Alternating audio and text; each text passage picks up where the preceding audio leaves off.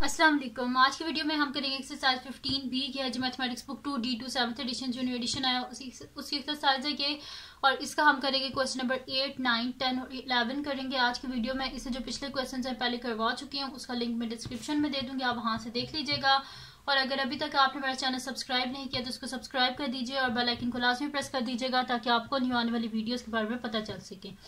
तो question number 8 जो है वो हमारे पास है कि Santa Claus has 3h plus 11 red presents and h plus 5 white presents in his stocking. Ethan selects a present at random from the stocking. Given that the probability that he obtains a red present is 19 by 26, find the value of h. अब वो कह रहे हैं कि Santa Claus है, उनके पास total कितने हैं रेड प्रेजेंट्स, कितने हैं 3h plus 11, और उनके पास h plus 5 वाइट प्रेजेंट्स हैं उनके जो स्टॉकिंग होती है उसके बीच में। अब वो कह रहे हैं कि एक बंदा है जिसका नाम एथन है, उसने सेलेक्ट किया एक प्रेजेंट रेंडमली, उनके जो स्टॉकिंग थे उसके बीच में से हमने प्रोबेबिलिटी बतानी है कि उसने जो चूज किया था प्रेजेंट वो रेड था और वो क्या है किसके इक्वल। और फिर उन्होंने बताया कि given that the probability that he obtain a red present is 19 by 26। अब उन्होंने खुद बता दी कि प्रोबेबिलिटी अगर उसने रेड प्रेजेंट को चूज किया तो क्या है 19 by 26। इसको यूज करके हमने फाइंड क्या करनी है h की वैल्यू। तो यहाँ पे मैं लिख दूंगी, सबसे पहले इसका सोल्यूशन स्टार्ट करते हैं। तो यहाँ पे मैं लिखूंगी टोटल नंबर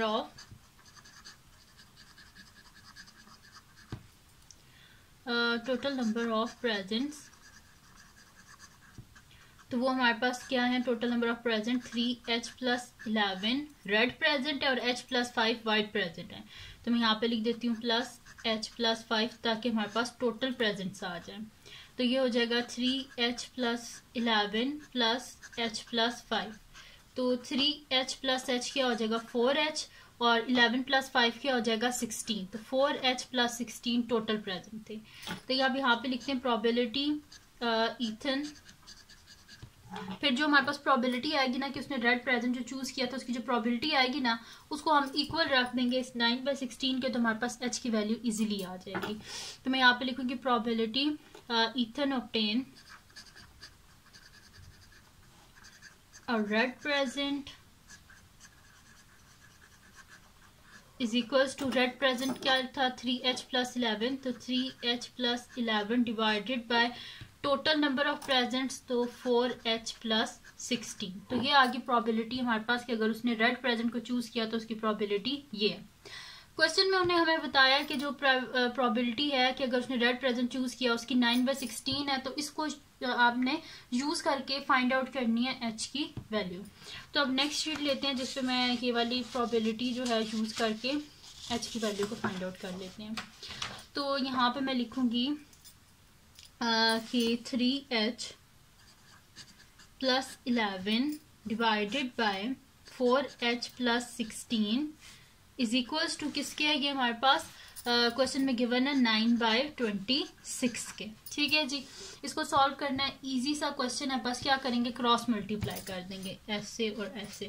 तो 26 multiply by 3h plus 11 is equals to 19 multiply by 4h plus 16। ठीक है, तो ये हो गया हमारे पास। अब 26 को 3 से करेंगे तो क्या आ जाएगा हमारे पास 6 हमारे पास होता है 18, 8 1 कैरी 3 6 1 7 78h plus 11 से किसी भी चीज को मल्टीप्लाई किया जाए तो उसको ऐड करके ना उसको मिडल में लिख दिया करें। जैसे 6 7 8 है ना, तो 2 और दरमियान में इसका सम और 6। ठीक है, तो ये आ गया 286 इज इक्वल्स टू 19 को 4 से करें तो 9 4 सा क्या होता है हमारे पास 36 होता है। तो 6 और 3 कैरी हो गए, 4 1 4 5 6 7। तो यहाँ पे क्या हो जाएगा 76h प्लस 19 को 16 से करें आप, तो यहाँ पे मेरे पास क्या आ जाएगा 30। ठीक है 304 आ जाएगा। मैं यहाँ पे लिख देती हूँ, आप साइड पे बेशक मल्टीप्लाई करके भी लिख लीजिएगा। अब यहाँ पे मेरे पास आ जाएगा h वाली वैल्यूज को अलग कर लेते हैं। 78h minus 76h is equals to 304 ये देखें मैं इस वैल्यू को 76 एच है इसको इधर लेके आई माइनस हो गया, ये 286 प्लस है इधर आके माइनस हो जाएगा, माइनस 286। बेसिकली हम करते क्या बोथ साइड से माइनस करते हैं 286 को, ये इस वजह से यहाँ से खत्म हो जाएगा और इधर माइनस आ जाएगा। और इसी तरह बोथ साइड से माइनस 76 एच करेंगे तो यहाँ पे माइनस 76 आ गया, एच आ गया, और यहाँ से जब माइनस 76 एच करेंगे तो ये दोनों कैंसिल आउट हो जाएगा, जीरो हो जाएगा। बेसिकली होता है इस तरह। तो 78H माइनस 76H, तो यहाँ पे क्या हो जाएगा 2H इज इक्वल्स टू, इनको माइनस कर लेते हैं यहाँ से, तो ये मेरे पास क्या आ जाएगा, यहाँ पे ये हो जाएगा मेरे पास 10, फिर ये 9 हो जाएगा और ये 14 हो जाएगा। तो 14 में से 6 को माइनस करें तो पीछे क्या बचता है, 8 बचता है हमारे पास। और फिर उसके बाद यहाँ पे मेरे पास है 9 है, तो 9 में से 8 गए तो 1 और 2 में से 2 गए तो 0 ही बचते हैं। फिर आप क्या करेंगे, बोथ साइड को 2 से डिवाइड कर देंगे, 2 और 2 cancel out, h is equals to 2 9 18। तो h का आंसर हमारे पास क्या आ गया 9। ठीक है, तो यहाँ पे इसका कंप्लीट सोल्यूशन हो गया हमारे पास, और आंसर क्या आ गया, h की वैल्यू को हमने फाइंड आउट कर लिया और हमारे पास इसका आंसर आ गया 9। अब करते हैं इसका नेक्स्ट क्वेश्चन, जो कि हमारे पास है क्वेश्चन नंबर 9। क्वेश्चन नंबर 9 हमारे पास है कि some patients participated in a clinical trial for a new drug to treat osteoporosis. A patient is selected at random. The probability that the patient had no change in his bone mass density is 7/13. The probability that he had a slight reduction in his bone mass density is 1/k, and the probability that he had a significant reduction in his bone mass density is 1/2k. Find the value of k. आप कह रहे हैं कि अगर एक कोई new disease आई है, उस डिजीज के लिए जो पेशेंट है, उस मतलब कि डिफरेंट पेशेंट्स हैं जिन्होंने पार्टिसिपेट किया एक क्लिनिकल ट्रायल में, उन्होंने एक न्यू ड्रग बनाई है कि अगर ये दी जाए तो इसके क्या साइड इफेक्ट्स होंगे। तो वो कह रहे हैं कि प्रोबेबिलिटी, यानी कि the probability that the patient has no change in his bone की हमारे पास क्या मास डेंसिटी क्या आ रही है 7/13, और द प्रोबेबिलिटी की साइड में प्रोबेबिलिटी हमें दी हुई है, the probability that he had a slight reduction in his bone mass density is 1/k, and the probability that he had a significant reduction in his bone mass density is 1/2k. अब उन्हें probability हमें दी हुई है कि क्या उसको उसकी bones को कोई असर नहीं होगा, उसकी बोन्स को जरा सा असर होगा या उसकी बोन्स को ज्यादा असर होगा। तो ये सारी उन्हें 3 probability हमें दी हुई है। तो टोटल probability हमारे पास किसके इक्वल होती है 1 के इक्वल। तो इन सबको 1 के इक्वल रख लेते हैं और फिर k की वैल्यू को हम इजिली फाइंड आउट कर लेंगे। तो यहाँ पे स्टार्ट करते हैं, मैं यहाँ पे लिख लेती हूँ सोल्यूशन क्वेश्चन नंबर 9 का। तो सोल्यूशन, और इसको यहाँ पे मैं लिख लेती हूँ कि सारी प्रोबेबिलिटी फर्स्ट क्या है 7/13, सेकंड क्या है प्लस 1/k, प्लस थर्ड क्या है 1/2k। इन सब को इक्वल रख लेते हैं 1 के। अब 1 के इक्वल तो हमने रख लिया, अब इसको सॉल्व किस तरह करेंगे। अब हमने देखना है कि कोई ऐसा नंबर है जो 13 की टेबल में भी आता है, 2 की टेबल में भी आता है, ताकि हम इजीली इसका ये जो डिनोमिनेटर है ये खत्म ही कर दें। तो 13 2 हमारे पास क्या होता है 26, तो इस पूरी इक्वेशन को 26 से मल्टीप्लाई कर देते हैं। तो मैं यहाँ पे लिख देती हूँ 7/13 multiply by 26 plus 1/k multiply by 26 plus 1/2k multiply by 26 is equal to 1 multiply by 26। अब 2 1 ज़ा 2 2 3 ज़ा 6, फिर ये तो 26 ही आ जाएगा यहाँ पे, और बल्कि इसको 26k से करते हैं मल्टीप्लाई, ताकि डिनोमिनेटर में से k भी खत्म हो जाए। ठीक है, तो k भी लिख देती हूँ यहाँ पे भी k। ठीक है, और ये k और k कट गया, ये वाला k और k कट गया यहाँ पे, और 13 2 ज़ा 26 होते हैं। ठीक है, अब मल्टीप्लाई कर लेते हैं 7 2 ज़ा 14 k प्लस 26, ठीक है जी, प्लस 13 इज इक्वल्स टू 26, और साथ में यहाँ पे भी k लिखना है हमें। ठीक है, क्योंकि मैंने इस पूरी इक्वेशन को मल्टीप्लाई किया 26k से, ताकि डिनोमिनेटर में से k भी खत्म हो जाए। अब क्या करते हैं, k वाली वैल्यूज को अलहदा कर लेते हैं और जो दूसरी वैल्यूज हैं उनको हम अलहदा कर लेते हैं। बोथ साइड से क्या कर देते हैं 14k को माइनस कर देते हैं और इनको ऐड कर लेते हैं। तो 6 7 8 9 ये हो गया, और 2 + 1 3, और बोथ साइड से क्या करना है 14k को माइनस करना है, यहाँ से खत्म हो जाएगा और यहाँ पे आ जाएगा 26k माइनस 14k। तो 39 इज इक्वल्स टू 6 में से 4 गए तो 2 और 2 में से 1 गए तो यहाँ पे आ जाएगा 1 और साथ में k। अब हमें के का आंसर चाहिए, साथ में 12 नहीं चाहिए, बोथ साइड को 12 से डिवाइड कर देंगे, 12 और 12 कैंसिल आउट, के इज इक्वल टू 39/12। अब देखिए किसी टेबल में आते हैं तो उसको डिवाइड कर देंगे तो दोनों आते हैं 3 के टेबल में, डिवाइडेड बाय 3 तो k इज इक्वल टू 3 1 जा 3 3 3 जा 9 3 4 जा 12 13/4। अब ये क्या हमारे पास ये हमारे पास इम्प्रॉपर फ्रैक्शन है, तो इसको क्या करेंगे, डिवाइड कर लेते हैं, क्योंकि न्यूमरेटर डिनोमिनेटर से बड़ा है, इस वजह से हमें डिवाइड करना पड़ेगा। ठीक है, तो 4 3 जा 12, पीछे बचा 1, तो k इज इक्वल टू मेरे पास क्या आंसर इसका आ जाएगा कि 3 होल 1/4। ठीक है, तो ये आ गया हमारे पास k का आंसर और यही हमने फाइंड आउट करना था। तो यहाँ पे सॉल्व हो गया हमारे पास इसका क्वेश्चन नंबर 9 कंप्लीट सॉल्व हो गया। अब करते हैं इसका नेक्स्ट क्वेश्चन जो कि हमारे पास है इसका क्वेश्चन नंबर 10। तो क्वेश्चन नंबर 10 जो है वो हमारे पास क्या, तो क्वेश्चन नंबर 10 हमारे पास है कि a carton contain 15 toothbrushes of which p have soft bristles. After 5 more toothbrushes with soft bristles are added to the carton, the probability of drawing a toothbrush with soft bristles become 3/4. Find the value of p। अब वो कह रहे हैं एक carton है जिसके बीच में total कितने 15 टूथब्रशेस हैं, जिनके ऊपर यानी कि जो उनके ऊपर ब्रिस्टल्स लगे हुए हैं वो काफी सॉफ्ट हैं, और उसके बाद वो कह रहे हैं कि जो है 5 more टूथब्रशेस जो है उसके बीच में ऐड किए गए हैं, उसी जो कार्टन है उसके बीच में 5 more ब्रशेस को ऐड किया गया है। तो प्रोबेबिलिटी बताएं कि जो हम और उन्होंने हमें ये भी बताया हुआ है कि प्रोबेबिलिटी के जो हम निकालेंगे ब्रश उसकी सॉफ्ट ब्रिस्टल्स होंगी हमारे पास क्या 3/4। इसको यूज करके फाइंड क्या करनी है, पी की वैल्यू। क्वेश्चन को दोबारा से यहाँ से देख लें, क्या carton contain 15 toothbrushes of which P have soft bristles, P के सॉफ्ट ब्रिस्टल्स हैं, उसके बाद 5 को और ऐड किया यानी कि p+5। उसके बाद कह रहे हैं कि टोटल कितने थे ब्रशेस, पहले 15 थे फिर 5 को और ऐड किया गया, तो 15 + 5 क्या हो जाएगा हमारे पास 20, यानी कि टोटल नंबर ऑफ ब्रशेस कितने हैं 20 हैं, जिनमें से हमारे पास p+5 हैं जिनके सॉफ्ट ब्रिस्टल्स हैं। ठीक है, तो उसको यूज करके आप फाइंड आउट करते हैं हम इसका p की वैल्यू को। तो यहाँ पे लिख लेते हैं सोल्यूशन। तो सबसे पहले लिख लेती हूँ मैं टोटल नंबर ऑफ टूथब्रशेस, तो total number of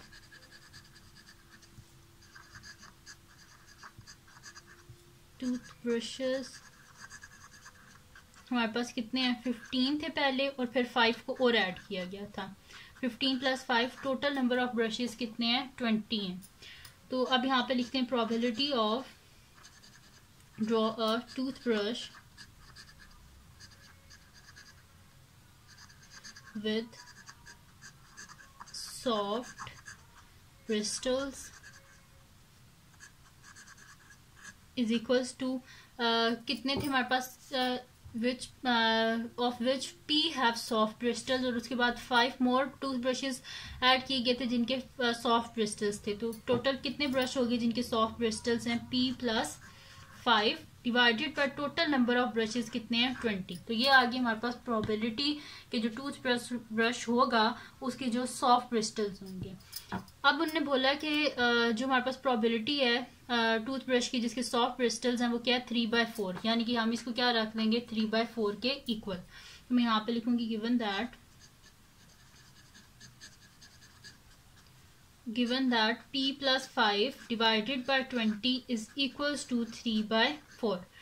easily find out कर लेंगे, p की वैल्यू क्रॉस मल्टीप्लाई कर दें तो 4 × p+5 is equals to 3 × 20।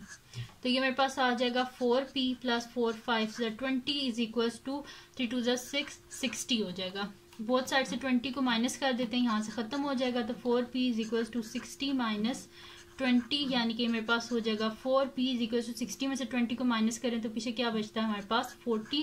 Both side पे 4 से डिवाइड कर देंगे तो 4 और 4 कैंसिल आउट हो जाएगा हमारे पास, और 4 10 × 40। दिस इम्प्लॉयज कि हमारे पास टोटल कितने ब्रश थे पहले जिनके सॉफ्ट ब्रिस्टल्स थे, 10 ब्रशेस थे जिनके सॉफ्ट ब्रिस्टल्स थे।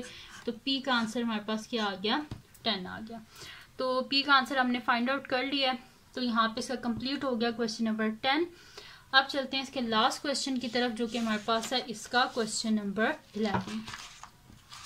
क्वेश्चन नंबर 11 हमारे पास है कि there are 23 boys and 35 girls on a school track and field team.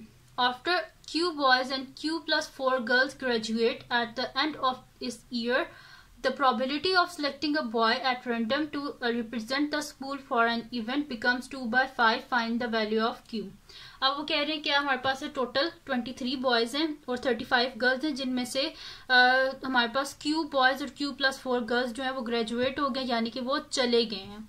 अब प्रोबेबिलिटी हमने बतानी है कि अगर बॉय को सिलेक्ट किया जाए एक स्कूल इवेंट के लिए, अगर उसको रिप्रेजेंट किया जाए तो उसकी प्रोबेबिलिटी हमारे पास क्या 2/5 है. Find the value of Q.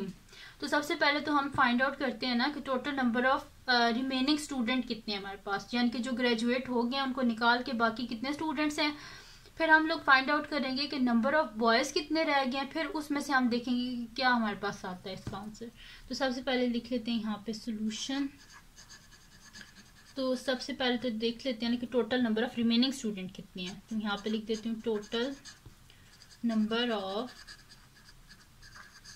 Boys and girls remaining.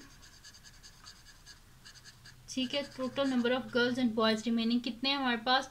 तो 23 गर्ल्स थी, ठीक है, प्लस 23 बॉयज थे, 35 गर्ल्स थी, जिनमें से Q बॉयज चले गए तो माइनस Q, और Q plus 4 गर्ल्स चलेगी तो minus Q plus 4.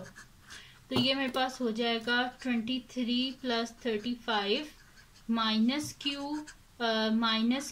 Minus plus minus 4. ठीक है, ये हो गया मेरे पास. तो इन सबको ऐड कर लेते हैं. तो 5 6 7 8 और 3 58 और ये वाला 4 इधर लिख लें. 58 माइनस 4 माइनस Q, और माइनस Q क्या हो जाएगा माइनस 2Q. 58 में से 4 को माइनस करें तो मेरे पास क्या आ जाएगा पीछे 54. तो 54, ठीक है, 54 माइनस 2Q. मैं दोबारा लिख देती हूँ, थोड़ा सा खराब हो गया. तो 54 माइनस 2Q. तो पीछे कितने बच गए हमारे पास रिमेनिंग स्टूडेंट कितने ग्रेजुएशन के बाद 54 माइनस 2Q. ये आगे टोटल नंबर ऑफ स्टूडेंट जो कि रिमेनिंग है. अब हमने क्योंकि बॉयज को उन्होंने बताया कि अगर एक लड़के को चूज किया गया है किसी मतलब कि प्रेजेंटेशन के लिए, किसी बॉय को अगर चूज किया गया है, तो सबसे पहले तो हमें पता होना चाहिए टोटल नंबर ऑफ बॉयज कितने हैं ग्रेजुएशन के बाद जो रह गए हैं. तो अब एक नेक्स्ट शीट लेते हैं और उस पर नंबर ऑफ बॉयज को फाइंड आउट कर लेते हैं. तो मैं यहाँ पे लिखूंगी टोटल नंबर ऑफ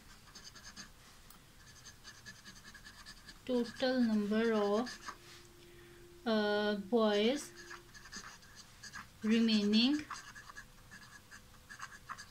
ठीक है, total number of boys remaining after graduation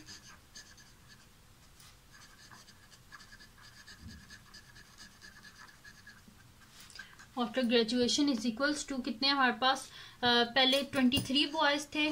question देख लेना आप, यहाँ पे लिखा हुआ है there are 23 boys and 35 girls in a school track field system after Q boys and Q plus 4 girls graduate. तो पहले कितने थे 23 बॉयज थे, जिनमें से Q बॉयज ग्रेजुएट हो गए, यानी कि 23 में से हम माइनस कर देते हैं Q बॉयज जो कि ग्रेजुएट हो चुके हैं. ठीक है, अब प्रोबेबिलिटी फाइंड आउट कर लेते हैं कि boy is selected for an event. तो मैं यहाँ पे लिखूंगी प्रोबेबिलिटी ऑफ बॉय इज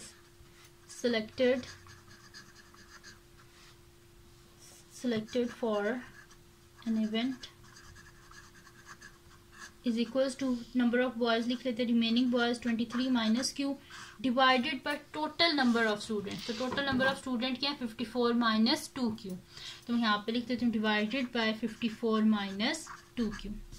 अब उन्होंने क्या बताया कि ये इसकी जो probability है वो हमारे पास किसके इक्वल है कि the probability of selecting a boy at random to represent the school for an event becomes 2/5. अगर ये 2/5 है तो इसको यूज करके Q की वैल्यू को फाइंड आउट करें. तो इसको हम 2/5 के इक्वल रख लेते हैं. तो मैं यहाँ पे लिखूंगी given that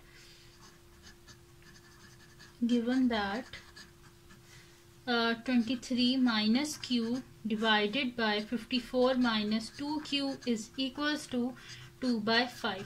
easily find out कर लेंगे. बस करना क्या है, इसको आपने क्रॉस मल्टीप्लाई कर देना है. तो यहाँ पे कर देते हैं 5 into 23 minus Q is equals to 2 को मल्टीप्लाई कर दिया हमने इसके साथ, 2 इंटू 54 माइनस 2q। अब यहाँ पे क्या हो जाएगा, 5 3 15, 5 1 कैरी, तो यहाँ पे हो जाएगा 5 2 10 और 1 11, ठीक है। तो 115 और minus 5q is equals to 4 2 8 और 5 2 10 माइनस 2 2 4 और साथ में q। अब q वाली वैल्यूज को अलहदा कर लेते हैं और बाकी को अलहदा। तो यहाँ पे हो जाएगा 115 माइनस 108 इज इक्वल्स टू, ये माइनस 5q है, बोथ साइड पे हम प्लस 5q करेंगे तो यहाँ से 5q खत्म हो जाएगा और इधर आके प्लस 5q हो जाएगा हमारे पास। अब 115 माइनस 108, तो यहाँ पे मेरे पास क्या आ जाएगा, जब मैं माइनस करूंगी 115 में से 108 तो मेरे पास 7 आ जाएगा। 7 is equals to 5q minus 4q क्या आ जाएगा, q, यानी कि q का आंसर हमारे पास क्या आ गया, 7, ठीक है। तो ये आ गया मेरे पास इसका आंसर, यानी कि 7 बॉयज थे जो कि ग्रेजुएट हो गए थे। तो क्यू का आंसर हमारे पास आ गया 7। तो ये थी जी आज की वीडियो जिसमें मैंने आपको करवाया एक्सरसाइज 15B का क्वेश्चन नंबर 8, 9, 10 और 11 करवाया है। तो अगर ये वीडियो आपके लिए हेल्पफुल है तो उसको लाइक कीजिएगा, मेरे चैनल को सब्सक्राइब कीजिएगा और बेल आइकन को लाजमी प्रेस कर दीजिएगा ताकि आपको जो आने वाली वीडियोस के बारे में पता चल सके। और जो मेरा सेकंड चैनल है जिसके बीच में मेरी कुकिंग की, क्राफ्ट्स की और रिडल्स की वीडियोस हैं उसको भी सब्सक्राइब कर दीजिएगा। और जो मेरी बहन का चैनल है उसको भी सब्सक्राइब कर दीजिएगा, उसका लिंक भी डिस्क्रिप्शन में है। और अपनी दुआओं में लाजमी याद रखिएगा। अल्लाह हाफिज।